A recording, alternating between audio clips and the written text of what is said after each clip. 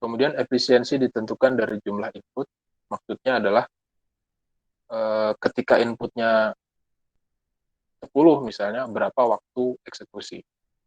Ketika inputnya 100 misalnya, berapa waktu eksekusi. Ketika inputnya 1000, berapa waktu eksekusi. Yang standar harapannya sebanding ya, kalau bisa lebih kecil. Maksudnya sebanding kalau N-nya 10, ya 10 satuan waktu, kalau N-nya 100, 100 satuan waktu, kalau N-nya 55 misalnya ya 55 satuan waktu.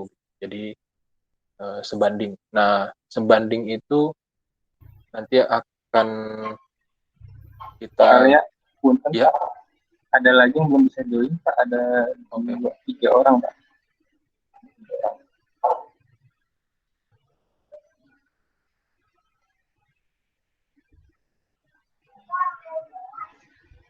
Oke, udah kayaknya. Baik, jadi seperti itu. Kualitas algoritma kita dilihat dari seberapa efisien algoritma itu mengokupai atau menggunakan ruang dan waktu eksekusi. Kalau ada yang mau ditanyakan, silahkan dipotong. Ini adalah sebuah contoh menghitung rata-rata nilai pada array. Ini mirip-mirip dengan yang tadi kita lihat untuk mengurutkan. Jadi input yang kita gunakan adalah array dari 1 sampai n. Maksudnya angka ke 1 sampai angka ke n. Jadi dalam array ini ada n nilai. Kemudian kita akan jalankan prosedur looping for dari 1 sampai n. Lalu kita jumlahkan. Jumlahnya selalu diakumulasi. Dan terakhir kita lakukan perhitungan pembagian. Jumlah total nilai dalam array dibagi jumlah elemen array. Di sini ada beberapa prosedur seperti assignment. Jumlah kita isi dengan 0, kemudian array A kita isi dengan nilai A1 sampai AN, kemudian ini juga assignment akumulasi nilai ke variabel jumlah, kemudian ini adalah proses pembagian. Nah, misalnya kita membagi proses apa saja yang dijalankan dalam algoritma satu ini menjadi 3. Yang pertama proses assignment. Di sini ada 3 kali proses assignment dilakukan, 3 macam ya. Yang pertama assignment nilai 0 ke variabel jumlah. Ini jumlahnya ada 1 kali. Kemudian assignment akumulasi nilai jumlah. Assignment ini dilakukan sebanyak elemen array yang kita jadikan input. Kalau inputnya n, maka proses ini dijalankan sebanyak n. Dan ini adalah assignment hasil pembagian ke variabel rata-rata. Jika di total, misalnya ini berjalan 1 satuan waktu, ini n satuan waktu, ini 1 satuan waktu, maka total assignment membutuhkan 2 plus n. Mudah-mudahan jelas ya. Jadi ada 3 jenis assignment di algoritma 1. Assignment pertama, ini assignment kedua, ini assignment ketiga. Ini kita tidak hitung karena tidak sama persis lah dengan assignment ke variabel. Jadi ada proses di mana misalnya kita perlu menyiapkan array yang jumlahnya tertentu, atau kita menyiapkan list. Jadi kita tidak sedang membahas ini, meskipun kita bisa anggap sama lah. Dan kalaupun kita anggap sama, berarti ada 4 proses assignment, sehingga di sini jumlahnya menjadi 3 plus N. Yang satu berasal dari assignment array. Array A kita isi nilai A1 sampai AN. Sehingga nilainya 3 plus N. Nah, nanti kita akan lihat bahwa konstanta itu bisa kita abaikan ketika nilai N ini sangat besar. Kalau kita ingin menghitung rata-rata dari 2 nilai atau 3 nilai, maka N ini bisa sangat signifikan, karena konstantanya 2 misalnya, atau 3 tadi, karena ada 3 proses assignment tanpa loop, kemudian ada N assignment di dalam loop, dan N-nya ini 3, maka waktu eksekusinya adalah 6. Tapi kalau N-nya 100, maka waktu eksekusinya menjadi 103. 3 menjadi tidak signifikan. Kalau N-nya 1000, semakin tidak signifikan, sehingga nanti akan kita lihat waktu eksekusi seperti ini, 2 plus N, itu akan disamakan menjadi N. Karena pada titik tertentu, konstanta ini jadi tidak signifikan lagi. Meskipun konstanta ini 100 atau 1000 ya, ketika N-nya 2 juta misalnya, 1000 ini jadi tidak signifikan. Jadi yang tetap dilihat adalah nilai N-nya saja. Kemudian ada penjumlahan juga di sini. Ini juga sebanyak N. Kemudian pembagian, ini hanya 1 kali. Sehingga totalnya nanti akan akumulasi dari 3 jenis operasi. Jadi assignment, kemudian penjumlahan, dan pembagian. Kalau kita jumlahkan nanti, ini ada 3 ditambah N, kemudian di sini ada N ditambah juga, kemudian ini tambah 1, berarti 3 tambah 1, 4, ditambah N, berarti 4 tambah 2N. Nah, nanti ketika kita mengakumulasi jumlah waktu yang diperlukan sebagai 2N, maka 2N ketika N-nya 2 misalnya, itu menjadi signifikan konstantanya. Tapi kalau N-nya 2 juta, maka konstantanya jadi tidak signifikan lagi. Tentu 2 juta dengan dikali 2, jadi 4 juta, dan 2N ya. N di sini, sama N di sini kan N ditambah N jadi 2N. Kalau N-nya ada 1 juta, 1 juta elemen yang harus kita hitung rata-ratanya, maka kompleksitas waktunya menjadi 2 juta. Bandingkan dengan kalau kita hanya akan melakukan rata-rata dari 10 elemen array. Dia akan butuh kompleksitas waktu jadi 20N.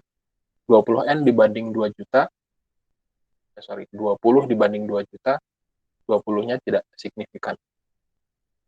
Nanti akan kita lihat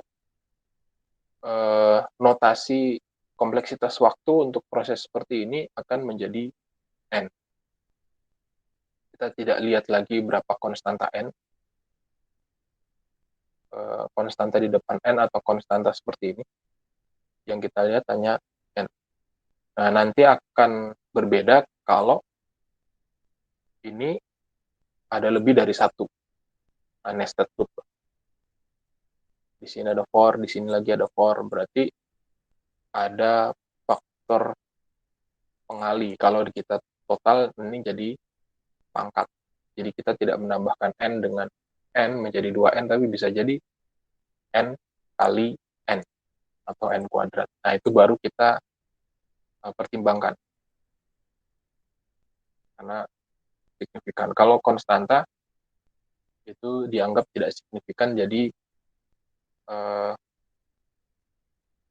disetarakan lah. Nah, jadi seperti ini konsepnya. Kompleksitas algoritma kita lihat dari waktu eksekusi semua proses yang ada di algoritma tersebut. Kita juga tidak menggunakan satuan waktu tertentu. Semua kita samakan dengan satuan waktu yang kita anggap sama lah. Tidak tergantung pada jenis komputer, compiler, atau interpret. Berikutnya, kompleksitas algoritma. Jadi kompleksitas waktu diukur dari jumlah tahapan komputasi yang dibutuhkan. Tadi kita sudah lihat ilustrasinya. Kemudian kompleksitas ruang dilihat dari memori yang digunakan. Dan kompleksitas kedua ini, kedua variabel waktu dan ruang ini akan dilihat hubungannya berapa signifikan n mempengaruhi waktu eksekusi. Apakah ketika kita melipat 2-kan n dari 10 menjadi 20, waktunya jadi 2 kali lipat, atau bahkan jadi 3 kali lipat, atau bahkan jadi kuadratik atau eksponensial misalnya. Ada yang seperti itu. Nah, untuk algoritma 1, kita tentukan dari jumlah assignment. Meskipun tadi kalau di total kita ketemunya 2, di sini 3 ya. 3, 4 plus 2n. Nah, nanti dalam penilaiannya, ini dianggap sebanding. Dengan bertambahnya n, waktu eksekusinya bertambah secara linier. Jadi, berapapun konstantanya, yang penting bukan pangkat 2, pangkat 3, dan seterusnya, itu dianggap linier. Sehingga kita bisa abaikan. Jadi, waktu eksekusi dari algoritma ini sebanding dengan jumlah inputnya. Makin banyak inputnya, waktu eksekusinya akan makin lama secara linier. Maksudnya seperti itu. Jadi kita tidak detil menggambarkan kompleksitasnya sebagai 4 plus 2n. Kita hanya perlu mendeskripsikan sebagai n. Maksudnya, algoritma 1 atau algoritma rata-rata tadi butuh waktu eksekusi yang sebanding, yang linier dengan jumlah inputnya. Dengan berapa banyak nilai yang harus kita hitung rata-rata. Kemudian ini ilustrasi yang tadi saya sampaikan. Kita akan mencari hubungan antara jumlah input terhadap waktu eksekusi. Kebetulan di sini ada satuannya, tapi kita di materi kompleksitas algoritma ini tidak sampai ke perhitungan waktu secara real. Jadi harapannya kita bisa menganalisis saja dengan melihat algoritmanya, kita sudah bisa mengira-ngira, oh ini linear, ini kuadratik, ini kubik, ini atau eksponensial misalnya. Kalau misalnya eksponensial, apakah bisa diperkecil? Nah, nanti akan kita pelajari bagaimana memperkecilnya.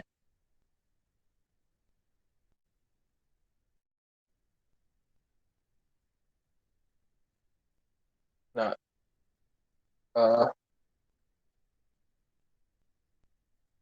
notasi kompleksitas algoritma yang seperti ini itu bisa kita tetapkan karena ada kompleksitas waktu asimptotik ini. Jadi kompleksitas waktu asimptotik adalah kompleksitas algoritma yang eh, bisa kita batasi nilainya tidak lebih atau tidak kurang dari nilai tertentu. Dan dia tidak tergantung pada spesifikasi mesin, kemudian eh, tidak diharuskan diimplementasi dan diukur waktu eksekusinya. Jadi dari melihat struktur algoritmanya saja kita bisa tetapkan ini akan punya kompleksitas berapa. Ini ilustrasinya ketika kita ingin melakukan perhitungan sesuai formula ini, ada n kuadrat, 6n, 1n, maka dia akan punya kompleksitas seperti ini. Ada sekian kali perhitungan kuadrat, sekian kali perhitungan satuan dan tambah satu. Jadi satu ini terrepresentasi di sini. Kemudian 61 ini tergantung ya berapa banyaknya, tergantung n. Nah, ini n kuadrat. Jadi di sini terlihat bahwa yang signifikan membuat kompleksitasnya ini membesar itu adalah faktor kuadratik. Nah, kalau kita hanya mengambil kuadratiknya saja, maka kita bisa lihat seperti ini. Ini kalau kita ambil semua, maka kompleksitasnya jadi seperti ini. Kalau 10, 261. Kalau 100, 2061. Kalau 1000, 2.006.001. Kemudian kalau 10.000, 1 miliar 60.001. Tapi kalau kita ambil kuadratnya saja, jadi seperti ini. 100, 1000, 1 juta, 1 miliar. Ternyata semakin besar N, kompleksitas waktunya semakin hanya bergantung pada komponen yang N, yang ada N-nya ini. Kalau kuadratiknya nggak ada, nanti kita lihat dia hanya berpengaruh di sini. Ini 61, kemudian ini 61, ini 6.001, 60.001. Akhirnya yang satu ini bisa kita abaikan. Nah, demikian juga kalau di sini ada yang pangkat 3 atau eksponensial, maka yang punya pengaruh besar inilah yang menjadi kompleksitas dari algoritma kita. Dan biasanya ini tercermin dari looping. Paling gampang ini dilihat dari looping. Looping 1 kompleksitasnya N. Looping 2 N kuadrat. Looping 3 N pangkat 3 dan seterusnya. Nah, ini yang disebut sebagai waktu asimptotik. Kita nggak perlu hitung detail, tapi kira-kira dia akan punya tren seperti ini. Nah, kira-kiranya itu bisa kira-kira yang atas, kira-kira bawah, atau kira-kira tengah. Nah, ini ada contohnya. Jadi, kita punya sebuah algoritma yang kompleksitasnya itu tidak akan lebih dari C2 dan tidak akan lebih dari C1. Jadi sebenarnya algoritma kita punya kompleksitas yang detail itu di batasan ini. Tapi kalau kita ambil notasi seperti ini, maka dia tidak akan lebih kecil atau tidak akan lebih besar dari batas atas dan bawah ini. Nah, kalau kita bisa ketemu ini, maka kita nyatakan ini sebagai theta. Kompleksitas theta dari fungsi Gn, fungsi kompleksitas Gn, itu adalah sebuah fungsi Fn yang nilainya di antara ini. Jadi pada titik tertentu, kita bisa pastikan Fn tidak mungkin lebih besar dari yang ini, dan tidak mungkin lebih kecil dari yang ini. Kalau masih di sini, di bawah ini, sebelah kiri garis yang putus-putus, maka dia bisa fluktuatif. Contohnya di sini, Fn justru lebih kecil dari C1Gn. Sementara yang di sini, Fn justru lebih besar dari C2Gn. Tapi setelah lewat titik ini, Fn konsisten, berada di antara nilai C2Gn dan C1Gn. Kita nanti tidak perlu melakukan perhitungan ini, tapi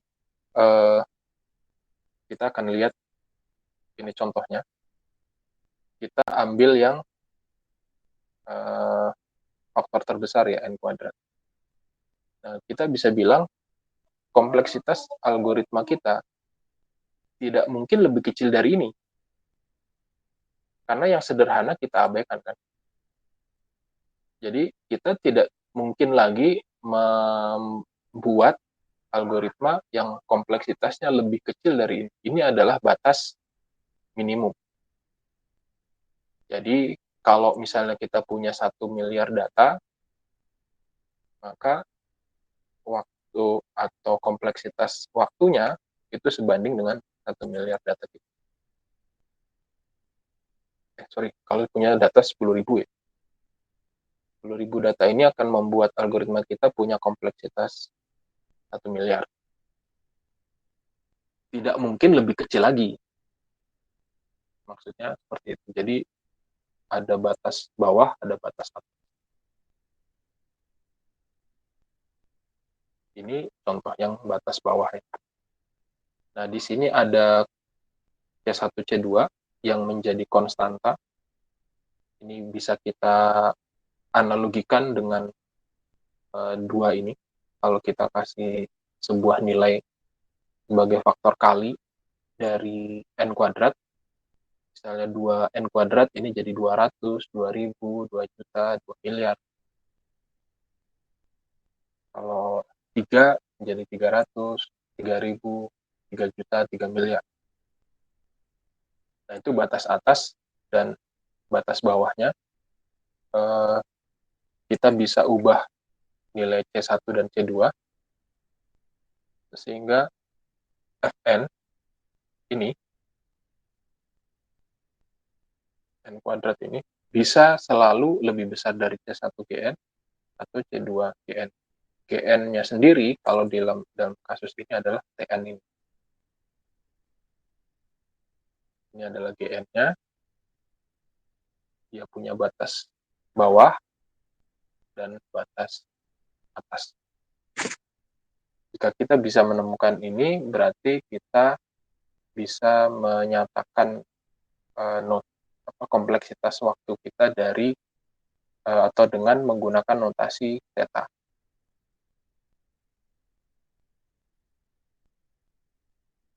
Intinya adalah kompleksitas waktu dari algoritma kita tidak mungkin lebih kecil dari batas bawah, tidak mungkin lebih besar dari batas atas.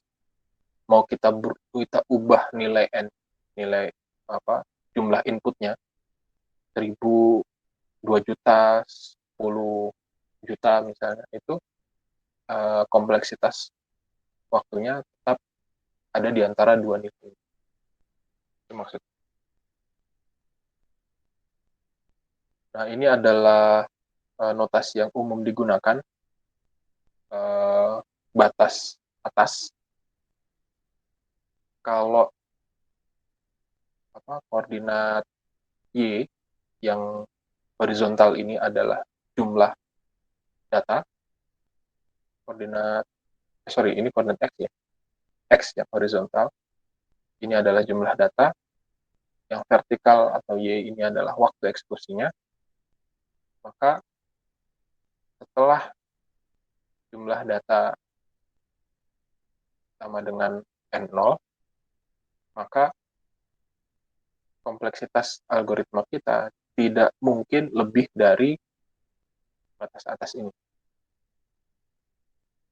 Nah, ini yang biasanya digunakan sebagai acuan karena kita jadi punya acuan kompleksitas terburuk.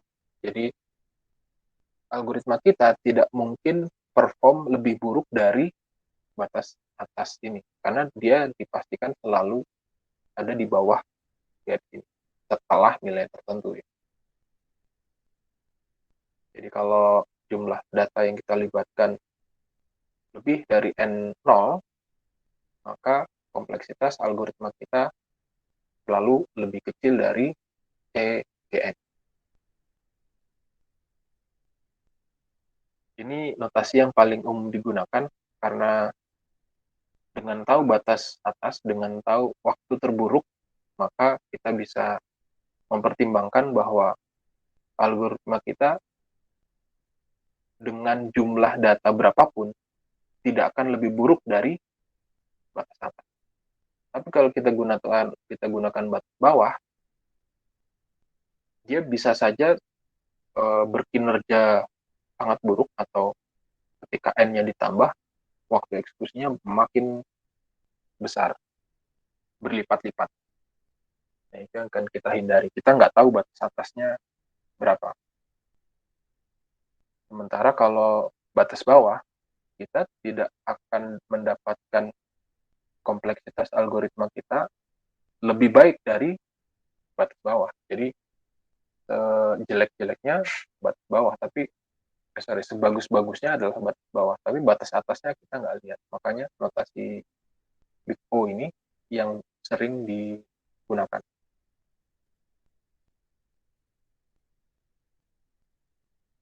Sementara ini adalah notasi omega. Ini adalah notasi yang menggambarkan batas bawah. Sehingga bisa dibilang bahwa setelah jumlah inputnya lebih dari N0, algoritma kita tidak mungkin lagi lebih kecil atau lebih baik dari batas bawah ini. Dan ini yang paling jarang digunakan karena tidak punya batas atas. Jadi ini yang disebut dengan fungsi asimtotik. Kita tidak perlu menghitung detail kompleksitas algoritma kita, tapi kita mempertimbangkan komponen yang signifikan saja sebagai kompleksitas dari algoritma kita.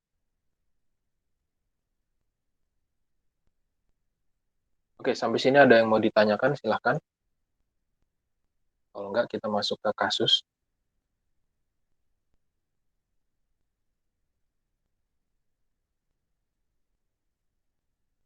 Ini agak potong, jadi ini adalah kasus pertama kita. Di sini sebenarnya ini di luar kemampuan Python ya. Dalam arti sebenarnya Python nggak perlu seperti ini. Gitu. Tapi kita ingin melihat kompleksitas dengan cara membuat sebuah program yang bisa meniru proses secara detail, sehingga kita bisa dapatkan gambaran seberapa kompleks algoritma. Jadi algoritma ini akan membuat struktur list atau array yang nilai elemennya bisa berubah, ya nilainya, ya jumlah elemennya bisa berubah mengikuti jumlah input ini. Jadi di sini dimulai dari baris ke-24 ya. Jadi kalau tulisannya seperti ini, maka dia akan mulai dari sini. Nah, ini berisi pemanggilan fungsi main, sehingga dia balik lagi ke sini. Tapi kalau tidak ada definisi kelas, tidak ada definisi fungsi, dia akan dieksekusi dari baris pertama. Karena ini ada definisi kelas, ada definisi fungsi, maka kita mulai dari yang sini. Nah, di sini yang pertama dilakukan adalah dia akan menginisiasi sebuah objek yang kita beri variabel P, nama variabelnya P, dari objek PyList. Objek PyList sendiri ini. Ini harusnya ada argumen ya di sini. Nanti saya perbaiki deh. Jadi ini adalah inisiasinya. Mungkin kalau yang pernah pakai Java atau C++, ini adalah notasi menginisiasi sebuah objek. Objeknya kita beri nama P dari kelas PyList. Kemudian objek ini akan kita tambahkan isinya. Nah, pada saat dia diinisiasi, dia hanya berisi satu elemen. Yang elemennya itu berisi nilai none. Jadi ada sebuah list yang isinya none. List ini akan berisi satu elemen sesuai dengan size. Size-nya kita input dari situ. Nah, kemudian di setiap looping ini, objek P itu kita ditambahkan lah. Kita tambahkan elemen baru. Tapi dia punya aturan seperti ini. Kalau jumlah elemen yang kita perlukan sama dengan jumlah elemen yang ada di dalam PyList, ini berarti kita tidak bisa menambahkan elemen baru. Karena jumlah elemen yang bisa diisi itu sudah sama dengan jumlah elemen yang ada di dalam list kita. Sehingga di sini ketika kondisi ini terpenuhi, maka dia akan buat list baru. Disebut sebagai variabel new LST. New LST ini akan membuat list yang ukurannya sama dengan ukuran list terakhir dikali 2. Kalau yang terakhir 1, dia akan buat 2 kali lebih banyak. Sehingga ketika jumlah elemen yang berada di dalam list masih lebih kecil dari jumlah elemen list, dia langsung ke sini. Dia langsung tambahkan saja ke elemen terakhir. Nah, ini kalau teman-teman ada yang coba buka buku tentang algoritma dan struktur data di C, maka notasi ini akan jadi pointer. Di pointer itu sangat terlihat mekanisme penyiapan ruang memori untuk bisa kita gunakan menyimpan nilai variabel. Nah, di Python itu sudah sangat mudah bagi pengguna, sehingga pengguna tidak perlu lagi mendefinisikan saya minta ruang dalam RAM yang seukuran untuk menyimpan bilangan integer, misalnya integer katakanlah 8 bit. maka compiler akan siapkan ruang dalam memori ukuran 8 bit atau mungkin integer yang 16 atau 32 bit bisa kita definisikan di situ. Ruang itu bisa kita capai dengan membuat pointer.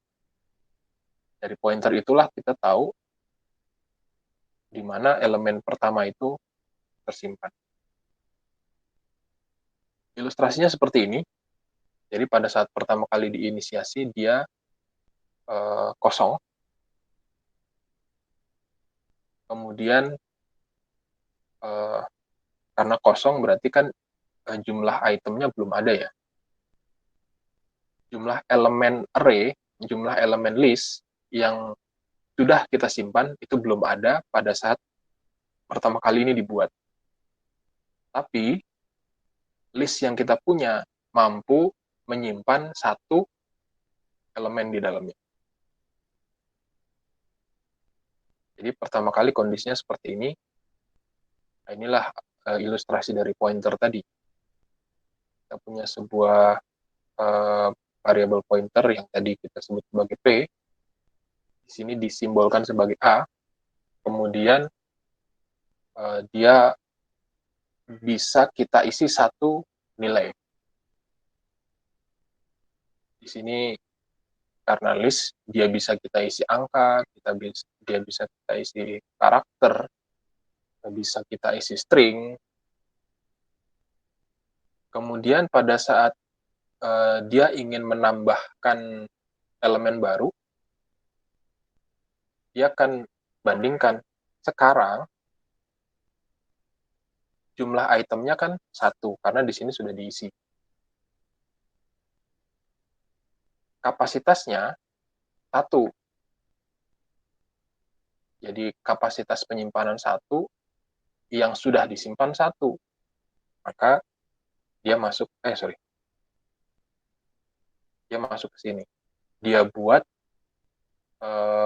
file list baru yang bisa menampung 2 kali lebih banyak dari kapasitas sebelumnya. Karena kapasitas sebelumnya 1, dia akan buat 2. Lalu, isi dari list yang pertama ini dikopikan ke list barunya di posisi yang bersesuaian. Kalau ini elemen pertama, ini juga dikopi ke elemen pertama. Dari sini kan terlihat, pertama dia harus buat struktur data seperti ini, kemudian dia simpan elemen pertama dari list ke list yang ini. Berikutnya dia tambahkan baru, tapi ternyata kapasitasnya sudah penuh, dia buat lagi yang baru dengan ukuran 2 kali lebih banyak, kemudian nilainya di copy. Ini setiap pernyataan saya adalah proses yang berbeda ya. Jadi kalau kita bikin algoritma, pertama dia berbuat apa, kedua ngapain, ketiga ngapain. Nah setelah di copy, dia masih punya satu ruang kosong, sehingga ini diisi. Ini bukan copy tapi nilai yang baru diisi. Nah ketika dia ingin menambahkan, jadi dalam for loop ini dia tambahkan satu elemen ke list yang sudah ada. Jadi kalau dia punya 2 list, berarti dia tambahkan satu lagi. Pada kasus ini, dia tidak punya lagi tempat untuk menyimpan elemen yang baru, sehingga proses ini diulangi lagi. Dia akan buat sebuah list baru yang kapasitasnya 2 kali kapasitas sebelumnya. Kapasitas sebelumnya 2, maka dia akan buat 4. Setelah ini terbentuk, yang sudah ada nilainya di-copy. Sehingga saat ini dia punya 2 ruang kosong pada list. Nah, ketika dia masuk ke sini, sudah ada ruang kosongnya, ini masuk. Dia looping lagi, ada ruang kosong, masuk. Begitu dia mau masukkan yang kelima, dia lihat sekarang kapasitasnya udah penuh. Akhirnya dia bikin lagi yang baru dengan kapasitas 2 kali lebih banyak dari yang sebelum. Akhirnya dia dapat ini. Kemudian dia looping lagi. Tambah lagi, tambah lagi, tambah. Nah, di sini terlihat pada saat dia akan membuat list baru, list itu diisi dengan nilai none.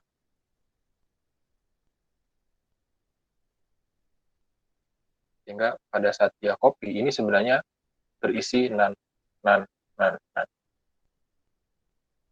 Karena di sini dia akan buat satu list yang kapasitasnya 1, kemudian diisi none, tapi setelah itu dikalikan dengan 2. 2 kali elemen yang sebelumnya. Sebelumnya kan disimpan di sini. Ini notasi object oriented ya. Jadi satu fungsi itu di dalamnya ada atribut dan fungsi yang lain.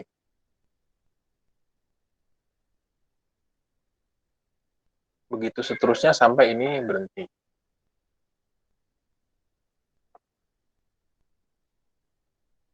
Oke, mungkin saya coba jalankan. Saya stop dulu.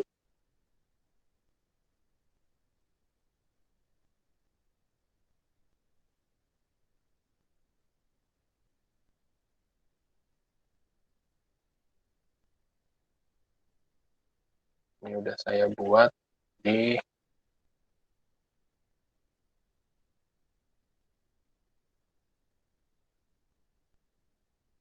ini ya, sama. Kemudian kita jalankan dengan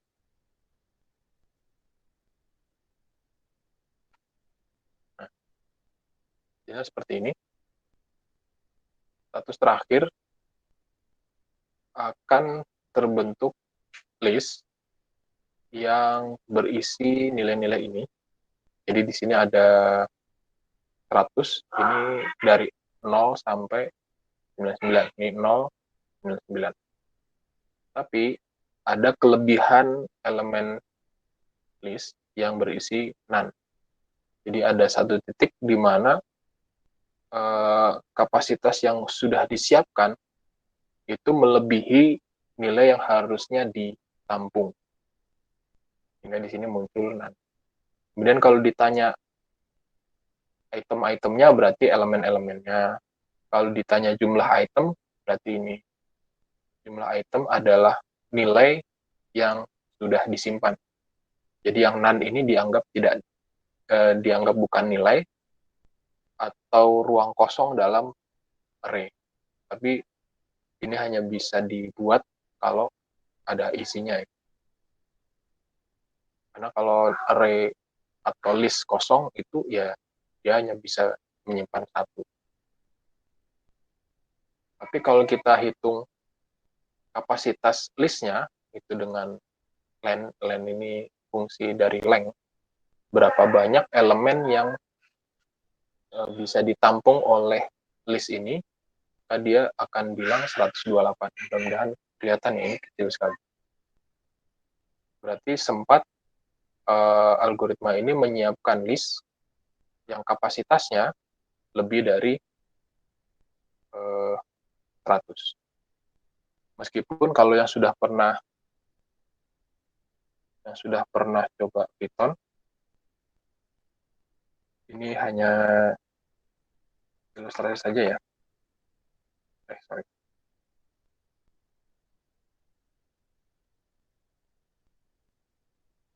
Ketika kita assign seperti ini, lalu kita buat misalnya looping.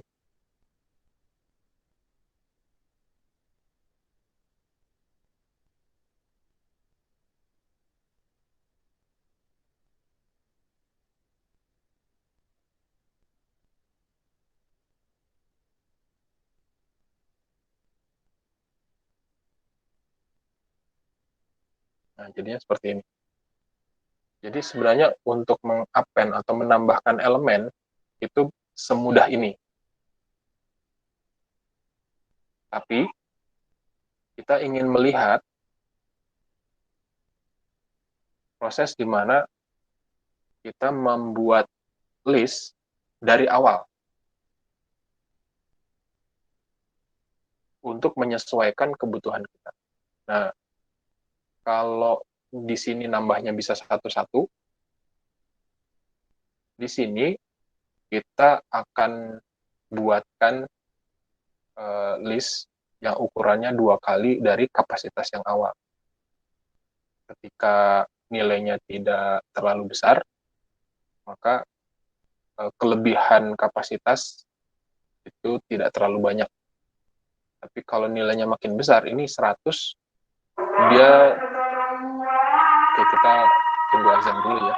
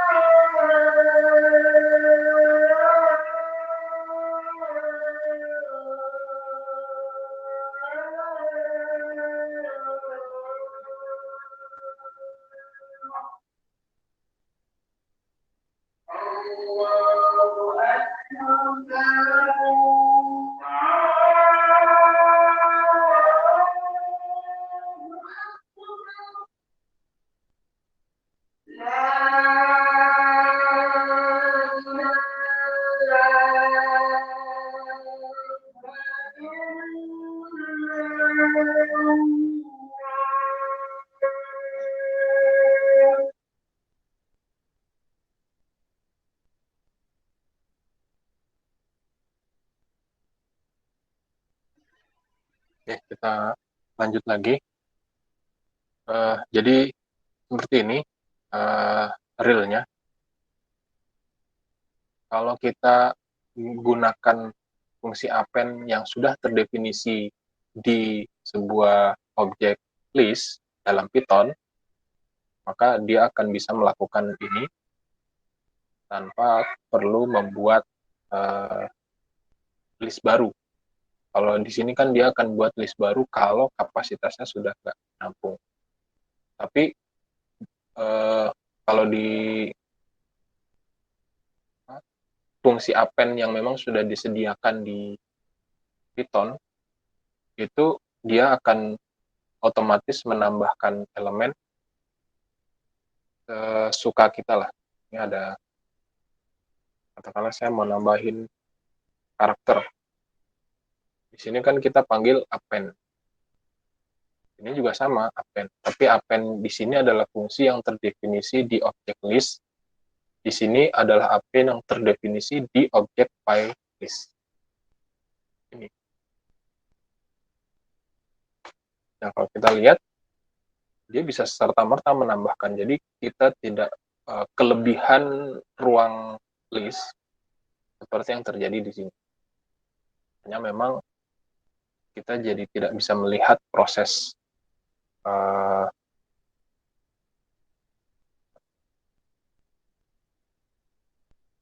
kita balik lagi ke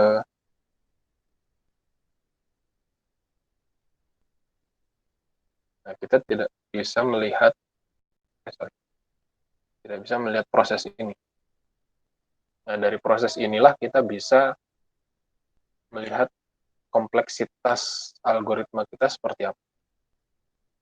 Jadi dengan bertambahnya input, maka kalau inputnya misalnya di sini 8 ya, input kita 8, maka dia akan punya kompleksitas seperti ini. Dia masih N, dia sebanding dengan 8 maksudnya. Kalau detail-detailnya bisa ada beberapa kali ya. Ini tambah 1 kali, ini tambah 1 kali. Kalau kita anggap membuat sebuah objek list bernama file list itu satu satuan waktu, maka setiap kali dia buat ini satu, ini satu, ini satu. Kemudian dia akan copy nilai yang sebelumnya di list awal ke list yang baru. Jadi semakin banyak, kalau 8 berarti dia akan copy 4. Kalau 4 dia akan copy 2. Seperti ini. Kalau dia punya ruang 4, berarti dia akan copy 2 kali. Kemudian dia insert yang baru. Ketika ini udah penuh, dia akan buat 2 kali lebih banyak, tapi 4 elemen pertama atau yang ini dipindah ke sini. Nah, ini akan semakin banyak ketika jumlah ini juga makin banyak. Kalau dia mau input yang ke-9, ini udah kosong, berarti dia akan buat 16. Kemudian 8 yang udah ada di sini, di-copy ke sini. Ke list yang baru lah. Nah, kalau yang sudah pernah menggunakan C atau C++, itu kita tinggal buat pointer baru, lalu output dari ini masih ada kan ya? Sorry, terputus.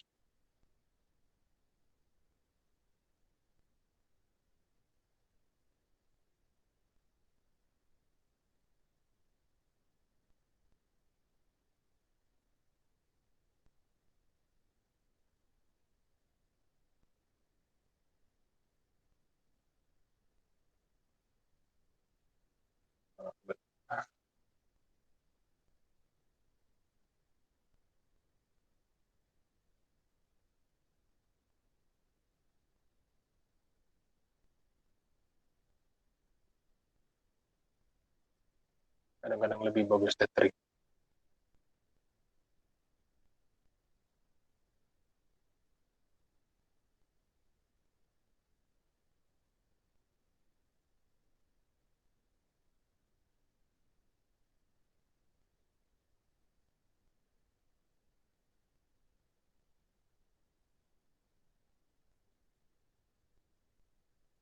Susah kan? Jadi seperti itu. Mudah-mudahan tadi masih ingat gambarnya. Kalau di C++ atau C itu kita tinggal buat variabel pointer yang baru, lalu kita tempel saja, karena ini kan di setiap ujung ini ada rujukan kemana ya. Nanti kita tinggal buat satu variabel pointer baru, nanti ini merujuk ke sini. Satu aja. Sesuai kebutuhan kita. Nanti kalau ini udah penuh, kita buat satu lagi, karena kita butuh satu, kita tambahkan satu, kemudian ini merujuk ke sini. Karena pada saat kita minta compiler tolong disiapkan satu ruang untuk variabel integer bernilai atau berukuran 32 bit misalnya. Maka dia akan cari ruang RAM yang masih kosong seukuran 32 bit, lalu di situ di-assign. Ini adalah variabel pointer yang bernama apa gitu.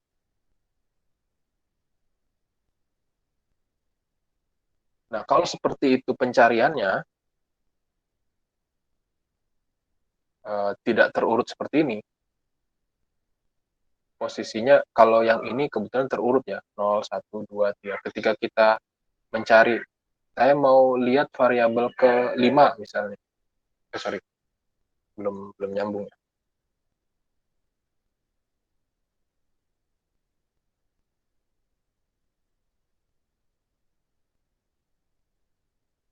Wah,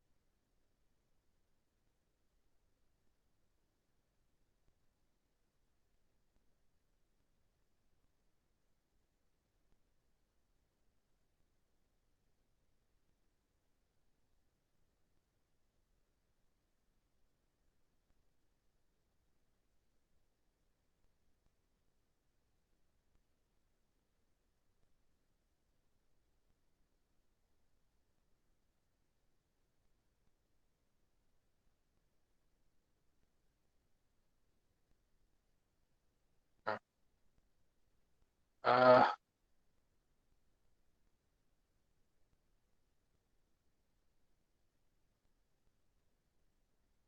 okay. Jadi kalau yang sudah pernah coba dengan C atau C++, itu kita tinggal tambahkan pointer, variabel pointer baru, nanti ini akan nyambung ke sini. Berikutnya dia akan nyambung ke sini. Tapi posisi 0, posisi 1 itu tidak berurutan karena dia menempati ruang-ruang kosong di dalam RAM. Dan ruang kosong di dalam RAM bisa saja tersebar, tidak nempel seperti itu. Itu akan jadi masalah kalau kita melakukan operasi searching. Kita tidak bisa serta-merta menuju ke elemen ke-5 misalnya. Saya mau lihat si elemen ke-5 itu berapa sih? Dia langsung 5 karena di sini udah terindeks. Tapi kalau di pointer, dia harus berjalan dari yang awal. Di sini, terus dia lihat ke sini, oh ini elemen pertama. Elemen keduanya di lokasi mana? Oh, lokasi kesekian gitu. Mungkin bisa lompat bolak-balik. Tergantung kondisi RAM kita kosongnya di mana ya. Dia pindah ke sini, pindah lagi ke sini, oh sudah sampai 5 out. Itu sekuensial. Kalau yang kita cari di depan, berarti dia akan segera ditemukan. Satu kali pencarian, selesai. Tapi kalau yang kita cari ternyata ada di belakang, maka dia akan butuh waktu sebanyak elemen keberapa yang mau kita cari. Kalau elemen ke-10, dia butuh 10 kali lompat-lompat. Nah, itu akan berbeda dengan list atau array yang kita buat di Python, karena sudah terurut. Nah, seperti itu ilustrasinya ketika kita menggunakan di menggunakan bahasa pemrograman yang berbeda. Sampai di sini ada yang mau bertanya, silahkan.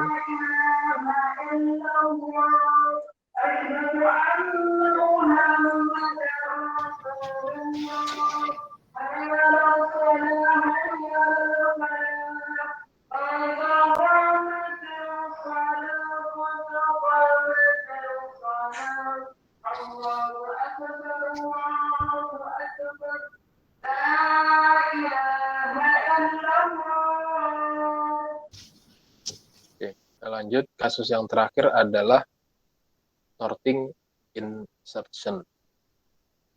Jadi di sini sama seperti tadi di awal, kita punya sekian elemen, kita punya sekian nilai dalam sebuah himpunan. Di sini kita simbolkan dengan A, itu akan kita urutkan. Cara mengurutkannya seperti ini. Jadi kita butuh dua variabel bantu. Yang pertama key, yang kedua J. Kemudian kita minta dia looping dari elemen kedua yang ada di list kita, di array kita. Kemudian dia akan meng-assign nilai key sebagai elemen yang kedua. Sementara nilai J itu elemen yang pertama karena I-nya dimulai dari 2 ya. I-nya dimulai dari 2 sehingga kalau I dikurangi 1, I-nya 1. Ini kalau kita mulai dari indeks 1, karena ada juga yang mulai dari 0. Umumnya mulai dari indeks 0. Kemudian kita bandingkan isi dari elemen pertama dan kedua. Kalau tidak ada perubahan, dalam arti dia memenuhi kondisi ini maksudnya J lebih besar dari 0 dan AJ lebih dari Q. AJ lebih besar dari Q itu berarti elemen ke ini I adalah elemen atau nilai dari elemen kedua. Karena I sama dengan 2, maka A2 adalah elemen kedua. Elemen kedua nilainya disimpan di I. Kalau J lebih besar dari 0, berarti pasti lebih besar dari 0 ya, karena dia mulai dari 1. Kemudian AJ berarti adalah elemen pertama. Kalau elemen pertama lebih dari Q, atau karena Q adalah elemen kedua, berarti dia perlu ditukar. Tapi kalau enggak, ya tetap aja Q-nya akan pindah ke elemen berikutnya. Nah, ini akan membuat data kita yang ada di sini terurut. Dia akan looping, meskipun ini dimulai dari 2 ya, tapi tadi kita sudah lihat bahwa konstanta itu tidak berpengaruh ketika nilai inputnya sangat besar. Jadi kita bisa anggap for ini itu membuat kompleksitas algoritmanya menjadi n sebanyak ini. Oke, ini mungkin akan sangat abstrak, jadi saya coba tunjukkan realnya.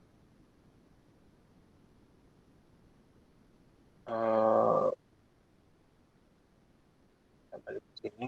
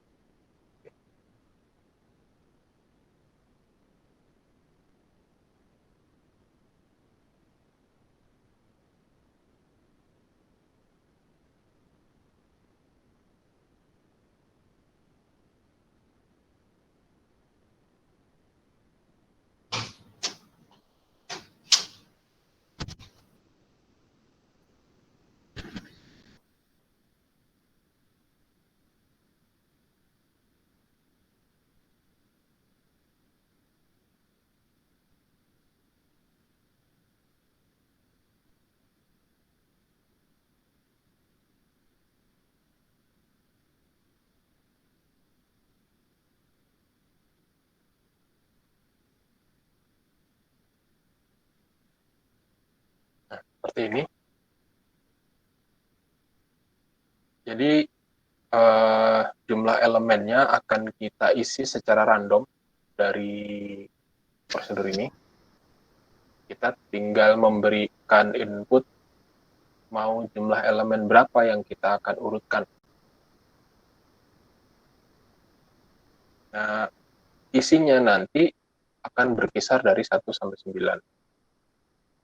Sebaiknya kisaran ini menyesuaikan jumlah inputnya. Kalau inputnya 10 maksimal, kita boleh membuat kisaran 1 sampai 9.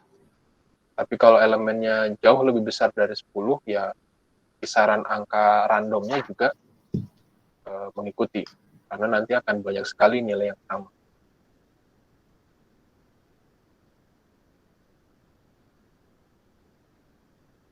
Eksekusinya seperti ini.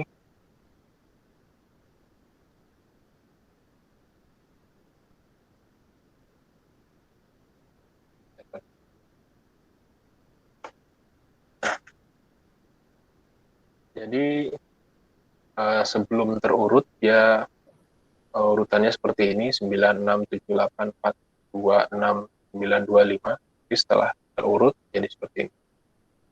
2, 2, 4, 5, 6, 6, 7, 8, 9. Nah, kalau ini dijalankan seperti ini, jadi mengurutkannya ada di sini. Pekerjaan mengurutkannya ada di sini. Kalau di sini kan hanya untuk menampilkan saja. Pekerjaan menampilkan karena dia perlu mengakses elemen per elemen list, maka dia kita looping elemen pertama, kedua, ketiga sesuai indeksnya. Jadi sesuatu yang bisa atau struktur data yang bisa diindeks seperti ini, pencariannya bisa lebih cepat. Kita bisa langsung menuju ke lokasi yang kita inginkan, lokasi pertama, kedua, ketiga, karena sudah terindeks. Nanti kalau yang menggunakan pointer DC itu tidak terindeks, sehingga kita harus mulai dari awal. Dan ini posisinya dari sini. Ini adalah proses untuk mengurutkan ya, Profesor Radit.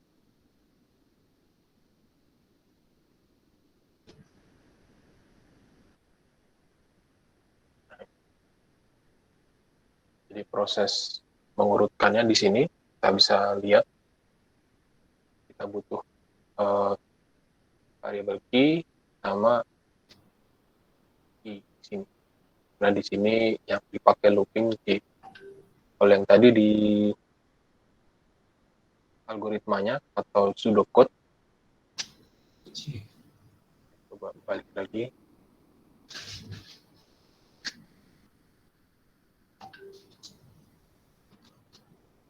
Di pseudocode di looping dari I hingga ini C.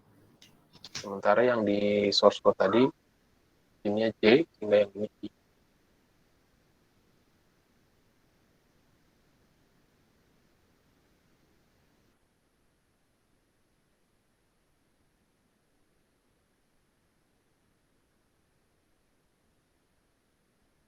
Kemudian kita jalankan proses ini.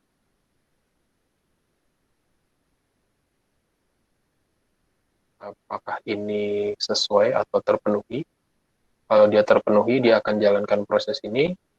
Kalau tidak terpenuhi, dia akan jalankan proses ini. Tapi ini tidak menjadi sebuah keyakinan ya. Bukan keyakinan. Sebuah kewajiban. Kita harus membuat seperti ini, enggak. Karena kita bisa lakukan analisis dari pseudocode. Pseudocode itu kode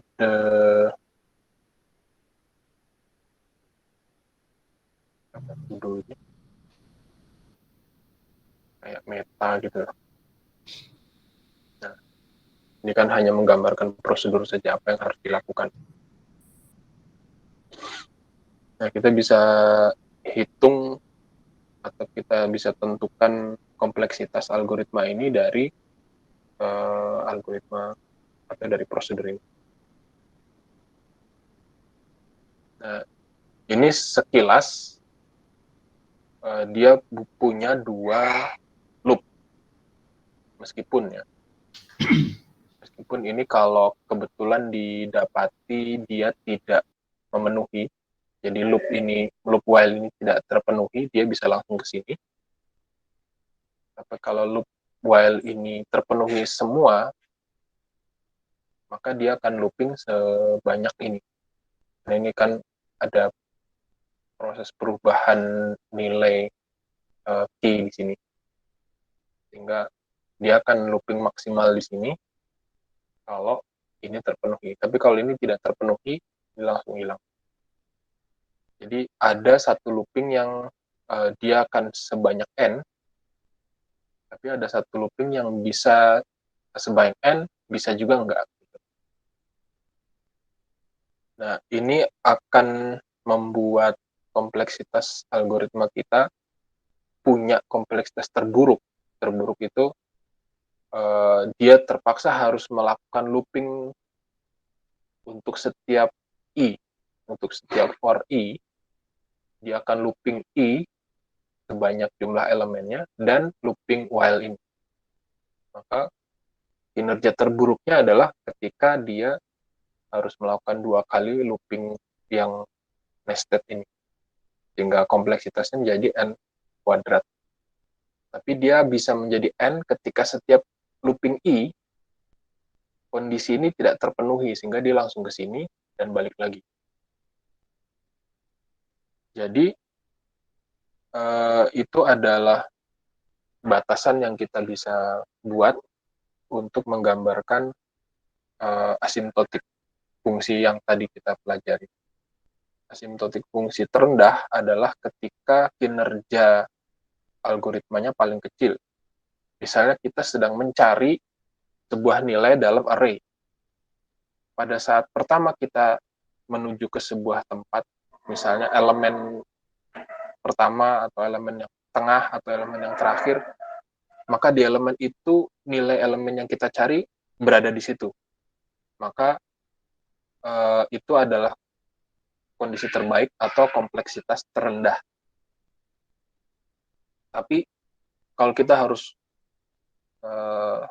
searching ke semua lokasi, baru ketemu di lokasi terakhir, maka itu adalah kompleksitas terburuk atau waktunya paling lama. Nah, jadi seperti itu gambarannya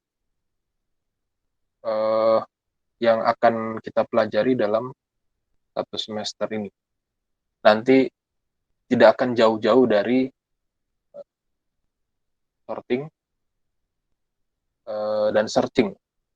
Tidak akan jauh-jauh dari situ karena ada banyak sekali varian.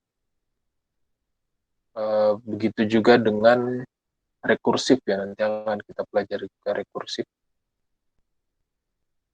untuk beberapa kasus. Saya pikir itu dulu di pertemuan pertama. Kalau ada yang mau ditanyakan silakan.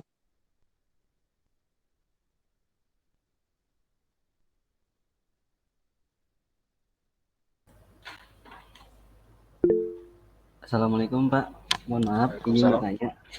Ya silakan. Untuk program yang kita pakai ini Python ya Pak untuk implementasinya atau gimana Pak? Terima kasih. Ya, jadi tadi sudah saya sampaikan Python adalah alat bantu yang tidak wajib digunakan di mata kuliah ini. Python digunakan untuk memberikan gambaran bagaimana algoritma dalam bentuk pseudocode ini itu terimplementasi. Karena memang tidak mudah bagi kita untuk melihat seperti apa sih jalannya gitu. Kadang-kadang muncul keingintahuan bagaimana algoritma ini diimplementasi. Tapi sebenarnya yang dibutuhkan dari mata kuliah ini adalah kita bisa menganalisis kompleksitas algoritma meskipun hanya dalam bentuk pseudocode, dalam bentuk mungkin bisa dibilang sebagai flowchart. Kalau namanya chart kan ada bentuknya, tapi ini flow proses gitu. Proses pertama apa, kedua apa, ketiga apa, sampai terakhir, lalu bisa kita lihat kompleksitasnya berapa sih.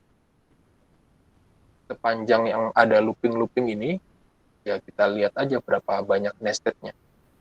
Kalau tidak ada nested berarti n.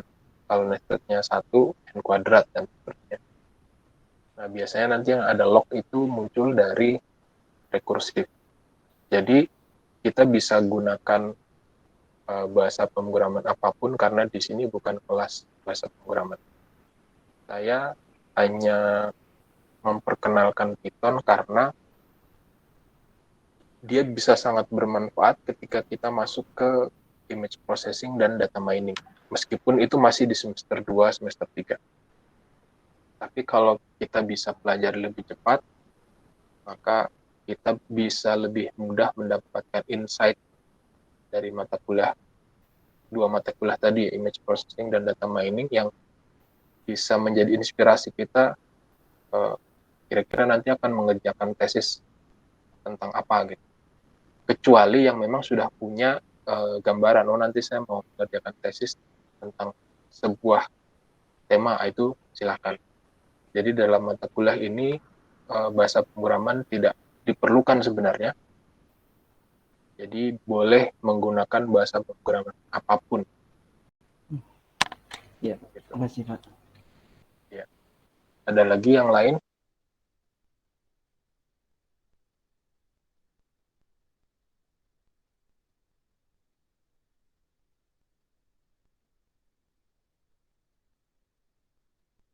Jadi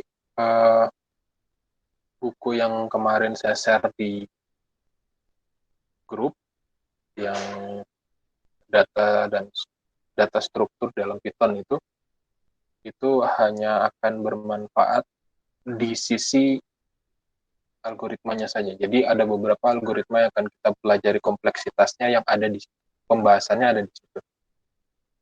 Nah, kalau ada yang tertarik gimana sih mengimplementasikan algoritma ini, bisa dengan Python yang ada di buku yang kemarin saya share. Tapi sebenarnya kita cukup tahu dari ini. Jadi setelah kita tahu algoritmanya, kita tentukan kompleksitasnya, itu selesai. Kalau mau melihat seperti apa wujudnya, seperti apa implementasinya, silahkan. Nah, silahkannya itu bisa pakai Python, bisa pakai bahasa apapun.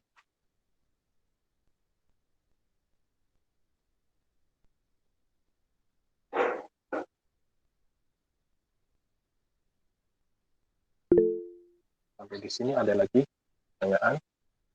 Ya, silakan.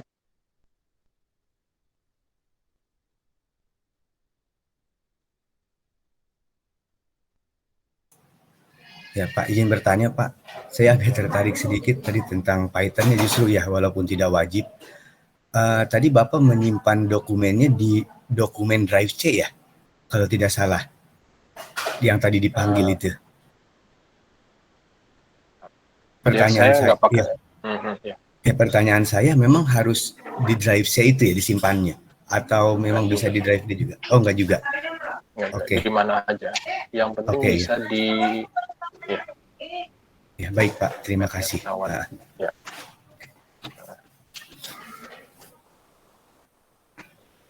Jadi saya tidak menggunakan Windows, jadi saya tidak punya Drive D.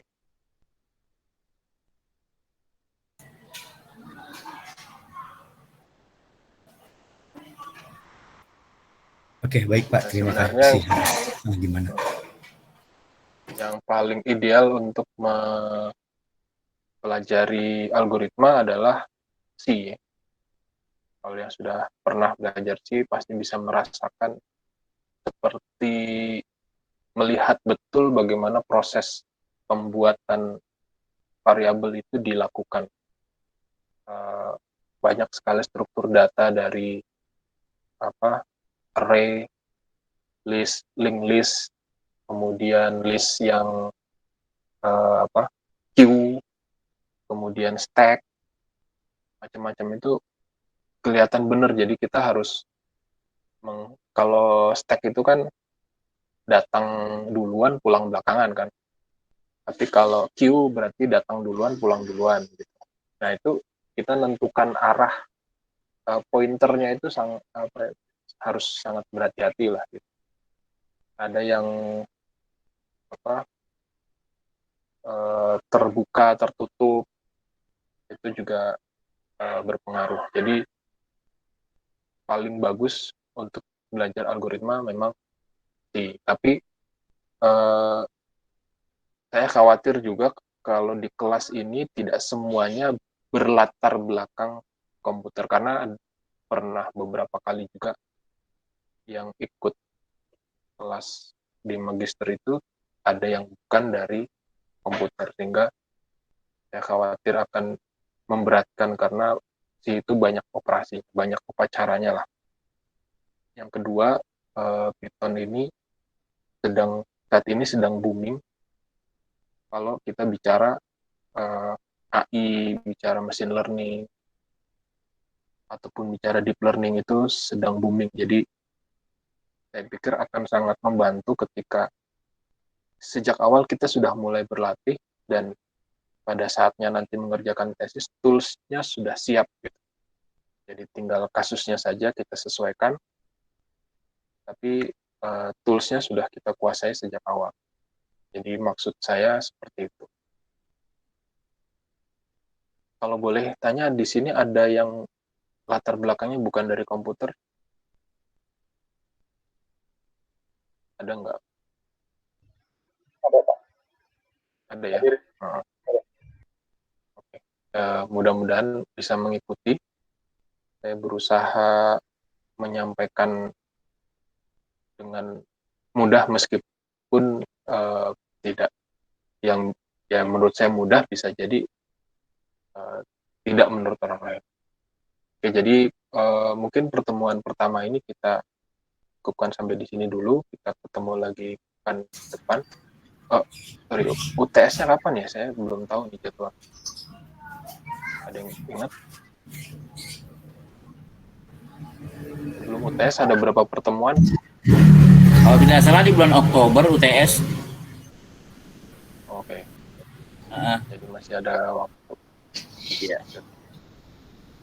Oke, saya pikir sampai di sini dulu pertemuan kita. Nanti kita ketemu lagi pekan depan.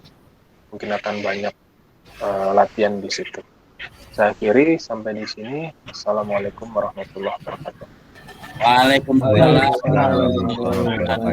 Terima kasih Pak Arya. Sama-sama. Terima kasih.